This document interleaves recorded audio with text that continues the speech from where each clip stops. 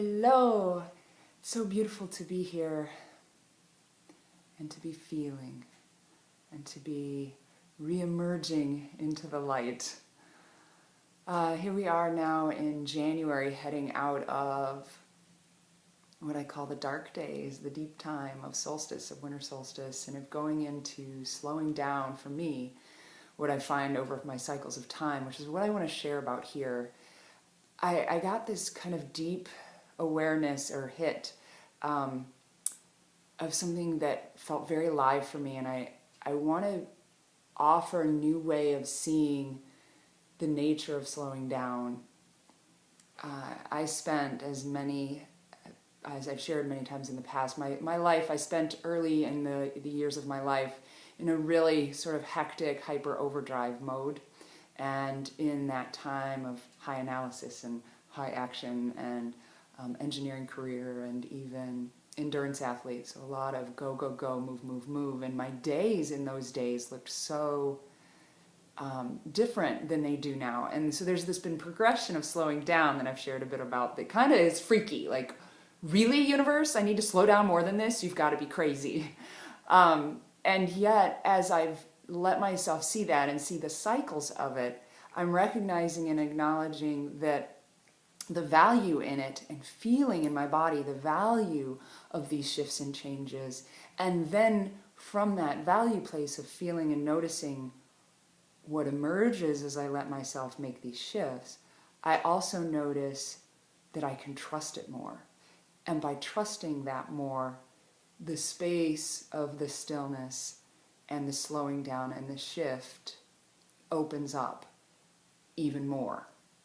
And the example that's really alive that I wanted to share in this topic right now was this time frame, like I said, of the dark days of heading out of solstice time and being into a time of what I find in my cycle is the time of sort of coming back out and going, yay, okay, whew, I've been sleepy little mammal, and I'm starting to wake up and look at the light through the windows and start to be a little more active again and scurry about and plant the seeds and start that process that we're heading into as a very cyclical time on the earth right now.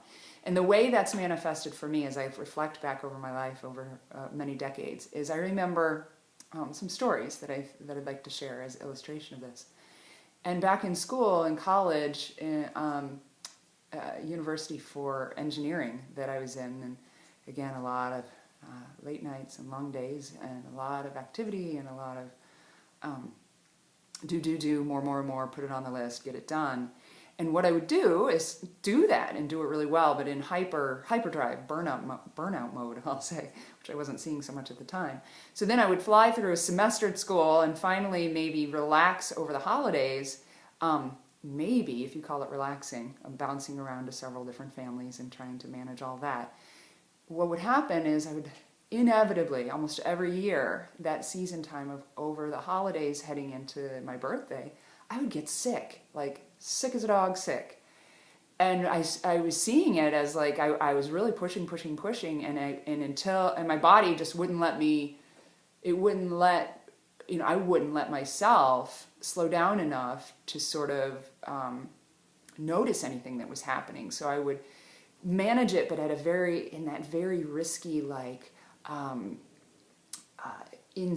unstable place of near the point of crash and burn. So I would be like, tension, do it, and then, okay, take exams, and then poof, and one chance to relax. And the body goes, oh, thank goodness, we can finally process and purge and clear all this stuff that's been hanging on. And, I'm going to force you now to slow down if you're not going to actually listen and do some things to do that consciously. And this was a cycle, and I could see it a little bit, but I didn't quite get that was like a real clear message until much later. So that said, fast forwarding, in the time since I've left that world of tension and high energy and started the process of shifting into processing from a balanced place of what I'll call the masculine thinking side of me with the feminine feeling and slowing down into the wisdom of what my body is communicating with me, there's still the anxiety of, really, if I slow down, I'm not getting something done. And for the first time, I really noticed in this deep season of the solstice that I had consciously known it's time. It's my season of the cycle of going inward. I feel that for myself, and I'm going to trust it. And I'm really not going to freak out that for about 2 weeks, I'm probably not going to be in email too much. I'm not going to be on my phone too much.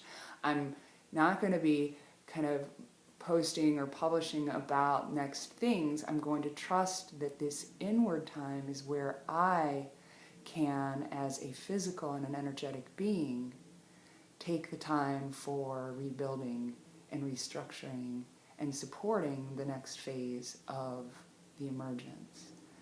So I invite that it's like this cycle, like this spiral of a downward, inward congealing time of I want to be just in my mammalian, very embryonic self, to a time of, oh, yay, okay, that rebuild feels really good, and now I'm ready to stretch and start to stretch my wings and my body and feel the presence of the emergence into taking action again.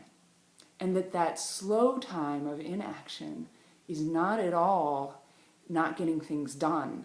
It's incredibly valuable. And the more I trust it, the more it really is even more valuable, because I can truly relax into it and not freak myself out trying to think that I need to be, I shouldn't be resting, I shouldn't be relaxing, I should be doing something else. And really getting and gleaning that true, powerful potency of the space of stillness. And that has not been easy. And I invite in your cycles of awareness in your body, whether it's with the rhythms of the earth or your own unique cycles, we have many, to really feel when is that cycle calling for stillness in your daily cycle of sleep and rest and emergence and work and outward, in your weekly cycle, in your various cycles, maybe even in a breath cycle. Really notice and let yourself trust the stillness space, not as something that's not getting done, but as the potency and aliveness for new possibilities. And with that, I'll invite you to take a breath of stillness. And just invite in those possibilities. Thanks so much.